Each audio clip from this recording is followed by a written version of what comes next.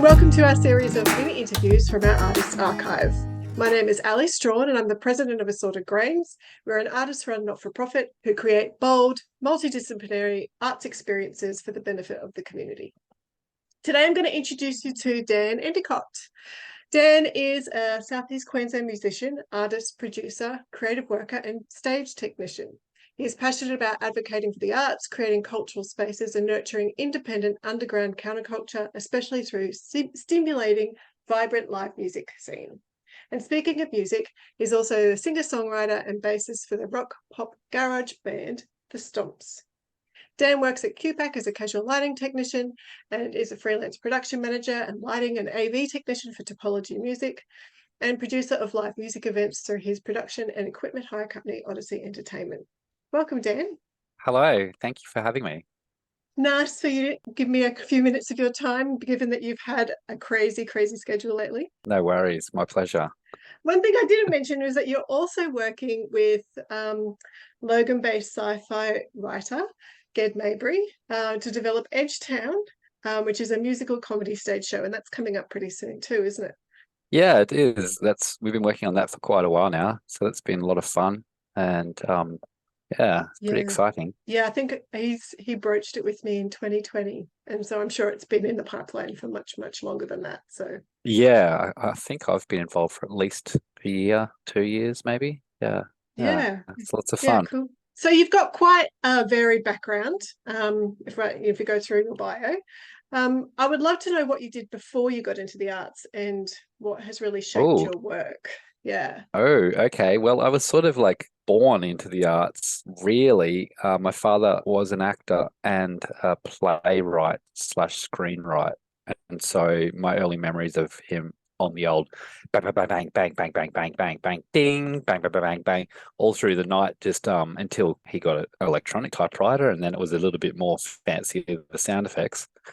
And so from an early age, I was also like roped into bump-ins in Villanova Players and Brisbane Arts Theatre and operating lights and sound and stuff like that as a primary school kid. So I've been sort of doing it all my life, really, and been around it. But professionally, before I actually worked in the arts and went to QT, I was in retail land and also community service sort of stuff, like helping charities and stuff like that. So I did a lot of that sort of work throughout my high school years, sort of helping, Franciscan missions it was. And so, I don't know if you remember Franklin's No Frills.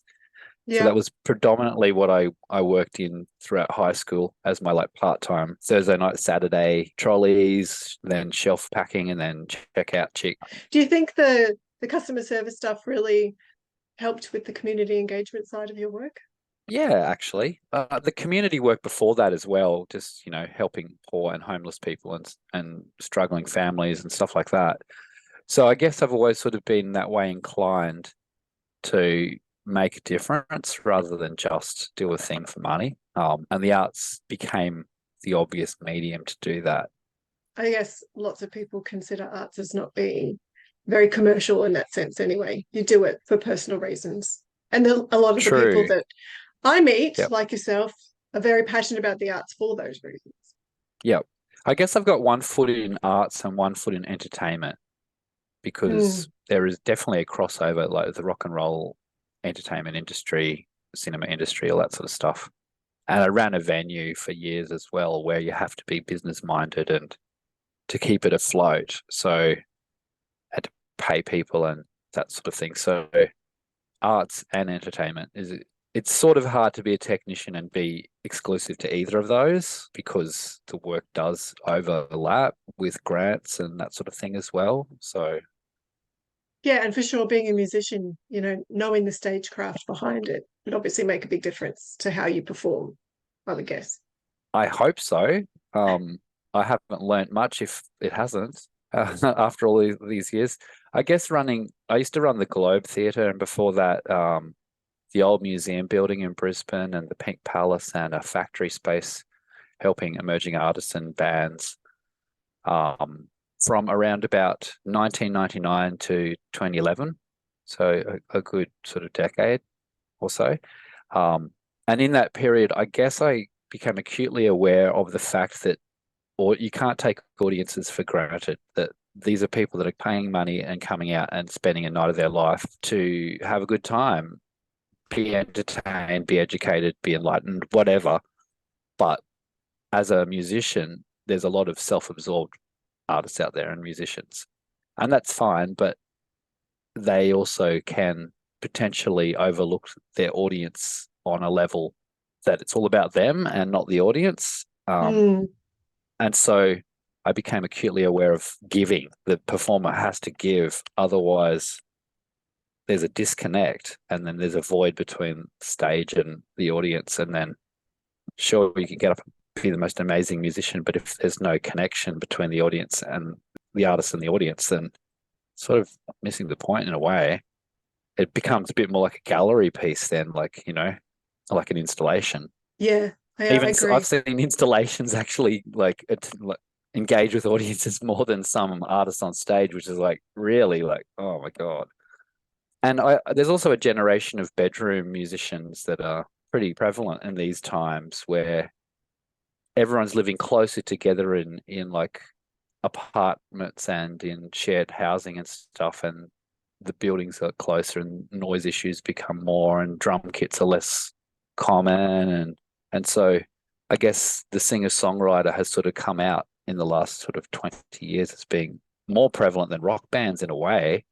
And part of that is introspective music, I guess. And so then that's a challenge for those artists, I guess. Come out of your shell. Don't just like share your heart space, but also connect Yeah, yeah. with the I people think, in the space in real time, be there, be present. yeah, yeah, it makes total sense. And as Mm. a staunch introvert who is, you know, quite happy to sit behind my keyboard and write stuff every Yeah, day I of the am week. too, actually. But yes, Yeah. yeah, Yeah. I think it's a challenge for me, even in this role, as president of this organization, to be able to kind of connect with people. And because it's one of those things, we can't take our audiences for granted. We can't take our members or our supporters or the other yeah, artists in our network for granted. yep, So yep, yeah, for sure. yeah. So if you were to Mm. say the work that you've done shaped you in that kind of way, is there any significant person or artist in your life, or someone that you grew up listening to or know of, that has shaped your work as well? I'd be really remiss to like not mention the Beatles, I guess, because they sort of turned me on in terms of music as a teenager, and they've been with me ever since, saving my life several times along the way. And I guess they're such a pivotal moment in cultural history, and how much they've affected fashion and arts and films and other musicians and recording technology and PA technology and everything since, that it's really hard to overlook them or even move beyond them. I keep going back to them, but I'm sure my story is not very unique in that. But as a teenager in the 90s, I was probably the only one listening to them. There was like this, it was like the age of Nirvana and U2 and all those sort of bands, and the Beatles. What are you doing? Like, yeah, Yeah, I it think it's was it was interesting. extremely odd at that time. And Yeah. my work with the Franciscan missions, I actually came across them through that. I found my dad's records, but there wasn't a record player in the house by that age. So yeah, that's definitely pretty pivotal, I guess. And Mhm. since then, there's been hundreds of artists and things that have inspired me along the way. So yeah, these days, Yeah. in terms of artists, I actually get into more female artists, I think, more than anything, of like new music. I Oh think yeah. it's just the energy and just the freshness of it, and the creative invention of music. It's like it just tends to like attract me a bit more in terms of inspiration. Do you have any examples? Or is it a bit hard to pin Um, down? I, I, I guess like artists like Kate Miller Heidke and Megan Washington, Germ. There's a lot of them, of sort of like current artists that are out there, but also I guess I've gone back in time as well, and like Joni Mitchell and Janis Joplin and those sort of pivotal artists, and Carole King and stuff like that, that I didn't really listen to growing up, but I've gone, oh wow, they're just so incredible. They were like Yeah, pioneers. I think it's a really lovely thing to go back in time and rediscover Yeah, somebody. Yeah. yeah. And I do have memories as a young child being absolutely adoring Olivia Newton-John and Dolly Parton. Yeah. Anyway, so I guess those sort of artists, they were like around my mum's sort of social circles and my aunties and stuff like that. So and they were on the radio all the time. So they became huge but not really obvious until I got older and was, oh my God, all these hits that were Mm. just so much a part of the fabric of the times and my life. Yeah.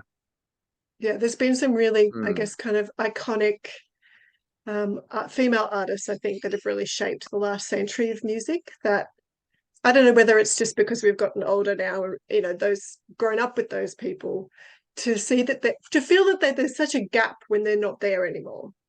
Even Yeah. if they Yeah. weren't producing anymore, it was just, yeah, it feels It's like this almost huge like hole. each one of them held so much more weight than a dozen male artists because there's so many more male artists and the industry was so male centric that it just flooded us with that side of it.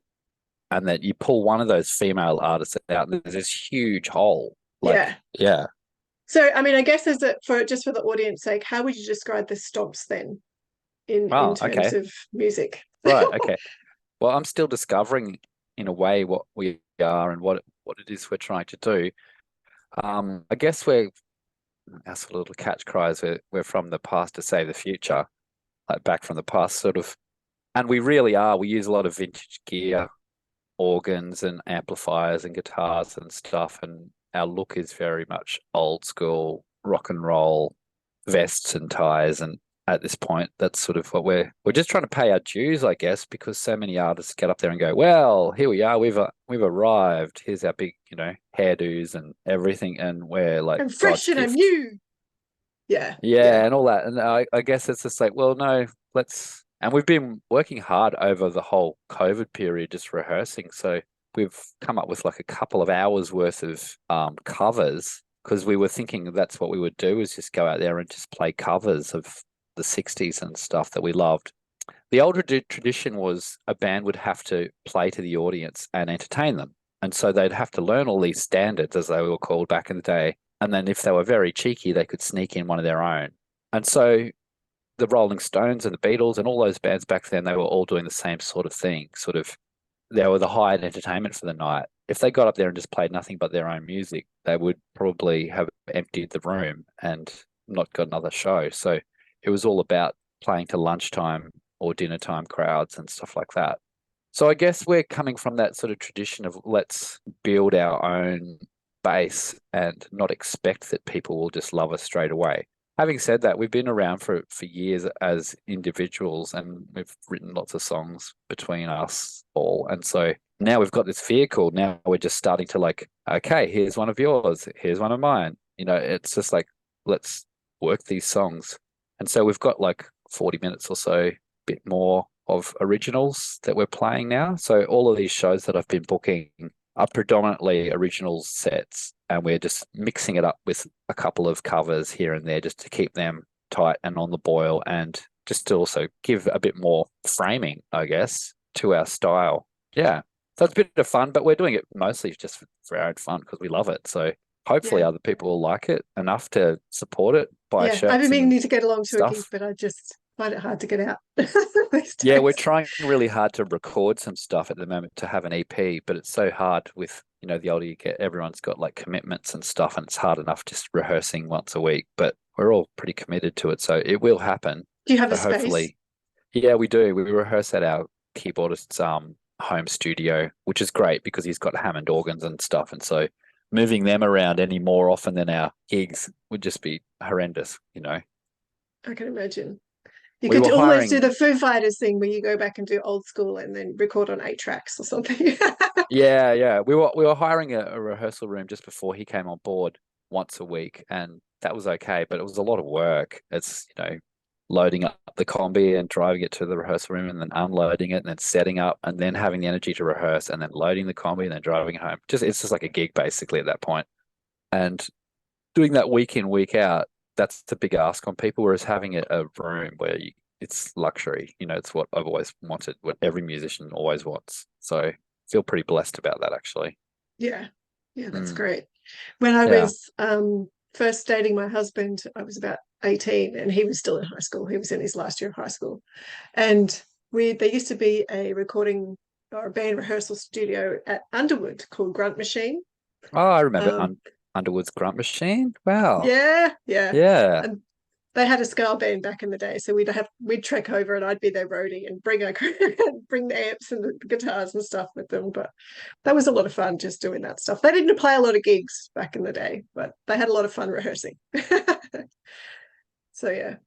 So what is your creative process then, from writing songs or whatever it is that you're creating from start to Wow. finish? Okay, well, Yeah. it's an interesting question. It really comes down to what the project is like. So with Ged and Edgetown, it's an extremely different project than the band or Ballet Theatre Queensland that I'm production manager for, or Topology on the road with them.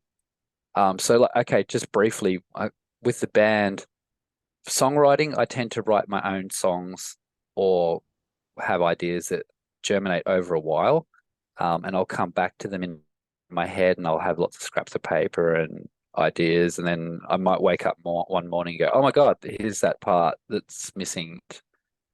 Eventually, it'll get to a point where I go, "Okay, it's ready enough to take to the band," and then it's at its second sort of gestation period. I guess it's still an embryo, as in like I want to give ownership to the band to create their parts while keeping true to I guess the form of it. I'm pretty cheesy too, so it's also them about them pulling me out of don't be so cheesy, or maybe them like going, yeah, okay, it's meant to be cheesy. Sure, let's be cheesy. We're all pretty cheesy in the Stomp, so it's not too bad, really. It's so I guess that's a lot of fun, and also just finding the soul of the song. And until it's really recorded and put down on record, which is where the word comes from, for posterity and for public enjoyment, it's still finding its feet. It's still a baby, an infant. It's still a nebulous thing that, oh, maybe we need to remove that verse or cut that altogether or change the whole sort of style and treatment of it or thereabouts. So yeah, it's a really amazing ancient art form, music. So I think that's why I've chosen that to be my personal, like, this is what I want to do as an artist for myself. So putting that to one side, me as a professional and how I like and my living and stuff like that, I help others deliver their babies. So like I'm a midwife, I guess. So with Ged, he's been writing this show, which started off as a novel, and then he played with the idea of it being a film, and I think he put that to the side and gone, well, maybe it should be a stage play first. And he did some posts, and I was like, oh, that sounds great. I'd like to write some songs for that. So I came as a songwriter going, I've got all these imaginings of it being almost glam Bowie-esque, the music for this piece, because I was just inspired by the title, really. And I thought, oh, I better read the damn thing. Is he going to listen to this? I better read the holy transcripts of Edgetown by Sir Ged Maybury. Yeah, so we've got a pretty good rapport, me and Ged, and a very similar sort of comedic sense of language between ourselves. And so I started reading it, and I was getting into it, and I'd have to question him. What do you mean by this? What do you mean by that? Oh, let's strip this back. Anyone that watches this is not going to have the book. You can't expect them to have read the book. We have to educate them, and anything you don't tell or show doesn't exist. It's not in the universe. You've got to start from scratch in a play or a stage show or a musical. And so we went through the entire script and pretty much rewrote it, tightened up the gags, and it still needs a going over again, but that's probably a next year problem. So what we then decided was we had this thing, it was massive, and was like, okay, what are we going to do with this? Neither of us are like own a bank to be able to put this thing on the road. So I said, well, maybe we should try and get an RADF grant for $8,000 and strip back the story to a pilot, a teaser, or like you would if you were trying to sell a film or a TV series to producers. And I don't know if anyone's ever really done this with a musical, but I thought, well, it's a way of him being able to manage it and on a financial level, and also just as a task because it's such a massive task. And so we were like, okay, let's have 5 or 6 scenes, and he cherry picked the 5 or 6 scenes, which is sort of almost like the prologue, the beginning. So we picked the scenes, we tightened them up, we made them funny as we could. We worked out a way of, I guess, me as production manager and creative, I've gone, okay, we have to make this affordable with the least amount of cast possible so that we can pay everyone, the least amount of costume changes, how we can sequence these things and not give away too much of the story, but enough to give the flavor of the humor and of the place, and a little bit of a teaser of the saga, I guess, or what it's about. And so we did that, and we created and we put together a grant, and we've been successful, and we've got the grant, and we've booked the Logan Butterbox Theatre to do a couple of days, and we're going to film it. So basically, getting back to what the whole thing is we're filming it to create a show reel that he can then take it and send it off to venues or promoters and go, hey, this thing exists. There's a full script. This is what it's sort of like. Do you like it enough to want to invest in it and take it on your own, or, put money into it, and he does it. So I guess there's lots of possibilities once it's out there as an idea.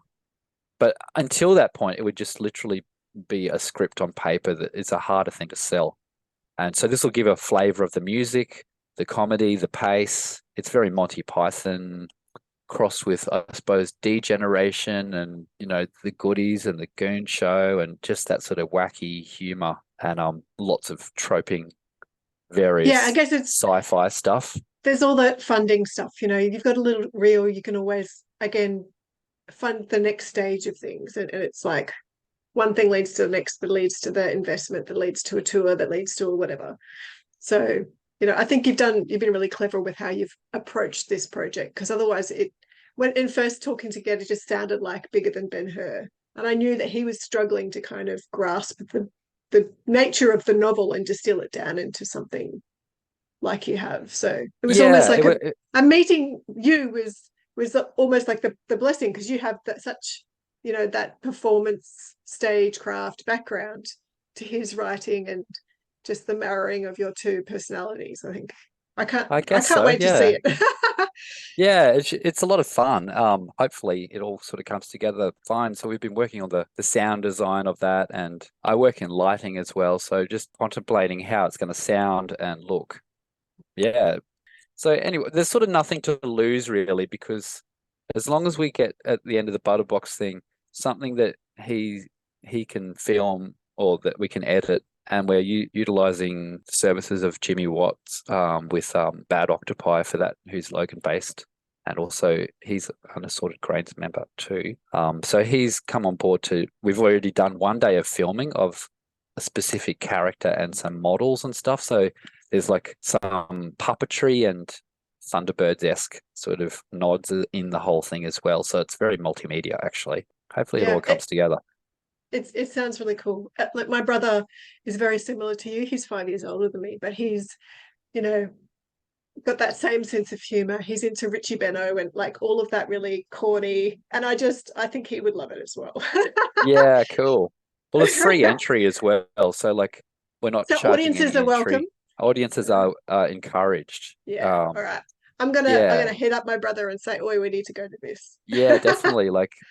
Definitely come along. Yeah, so that's that. With other sort of productions and stuff, it's probably a little bit more dry. Like the ballet that I production manage, there's designers and choreographers, and so for that, it's very much a nuts and bolts sort of process of like, okay, here's the vision, without me really imprinting my own creativity on the look or the sound.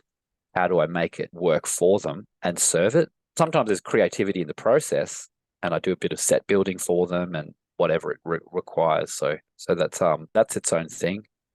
And topology, I'm a bit more of a lighting designer, operator with them on the road. So that's sort of jamming with lights and being creative and working with a combination of whatever each venue has in terms of their equipment inventory, and also what we tour with us. And that's using like multiple different venues across Queensland, which is also different. We're about to do like a 3-week tour around regional outback Queensland and North Queensland. So There's going to be all sorts of different scales of venues in that. And we have to tour everything with us in case we turn up to a hall and there's nothing or it's all broken. And that's often regional tours. It's often the best way to do it, especially on the smaller scale venue runs where you just don't know what you're walking into. It might not have been turned on for a year, or no one in the town might not know how to use it. And we do a lot of backstage boot camps where we actually go to places and go, right, this is what you've got. This is how it works. This is what you need if you could get a grant. This is how you can make it look as good as it can. This is the safe way of doing it. This is how you focus a light. This is how you turn on a microphone. This is how you mic a drum kit. Whatever. Like, there's so many different skills, little skills, and no one can learn it all at once because it's years and years of shared stuff.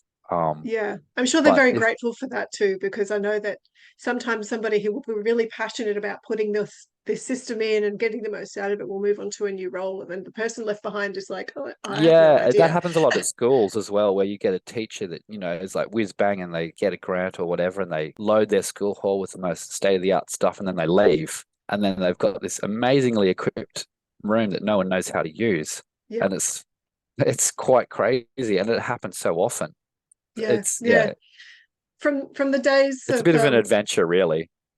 Yeah, and it's good. I think you've just got to be willing to be adaptive, and I guess that's one of your skills as far as how you apply what you know into different scenarios. Seems to be so varied.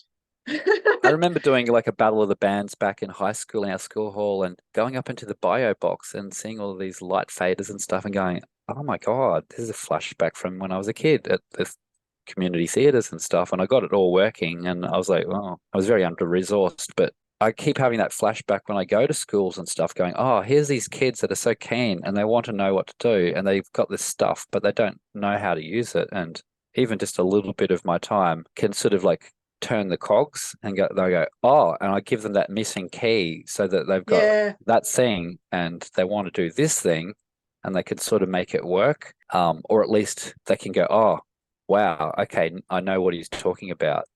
I know what to Google now. See, there wasn't even Google when we were young, so we really were just guessing a lot of our way through stuff. Whereas now, if you give them a little bit of guidance, often you turn up at schools and the kids know more than you about something. And you go, whoa, okay, here's like crazy, mad, geeky genius at work here.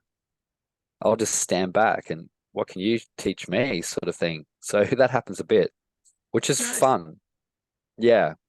But going back to our earlier chat about the bedroom artist, often they don't have the practical application or the real world, how you integrate that with a live performance. They might have YouTubed it like crazy. They might have sat in the room and worked out how to plot lights and stuff like that. But how you actually use that for live people on stage, how you actually go up and down a ladder, how you carry stuff, how you safely do things, how you utilize what's up there to suit the purpose and not have to move everything. Yeah, for sure. Yeah. I think it's one of those things that they tried to incorporate into Logan Live when they were doing it, because they were finding a lot of the emerging musicians that were coming out and wanting to perform in cafes didn't have that skill of being able to set themselves up and plug in their amps and do all that stuff. So yeah, it is really important. Yeah. And I guess most art forms are sort of tunnel visioned as well, like they're doing their own thing. And so they spend years and years and years learning how to play their part or read dots or spin discs or, whatever. And that's great. But then as soon as they're off outside the little boundary of that particular art form, they're lost. They don't know what to do. They don't know how to plug anything in. And I'm like, oh my God, And you can know all the theory, don't trip over a chair. Yeah. Well, thanks for having me. Yeah, no worries. Where can people find you if they want to look you up? Yes, the Stomps is probably the obvious one to say. The Stomps Band on Facebook and Instagram, and Odyssey Entertainment's on Facebook as well, like in terms of production, lighting, sound, equipment, and that sort of stuff, or advice. Yay. Cool. Well, it was great chatting. I love this. I love our chats. Yeah, awesome. Great. Thanks very much, Ali. No worries. Okay, bye. Bye.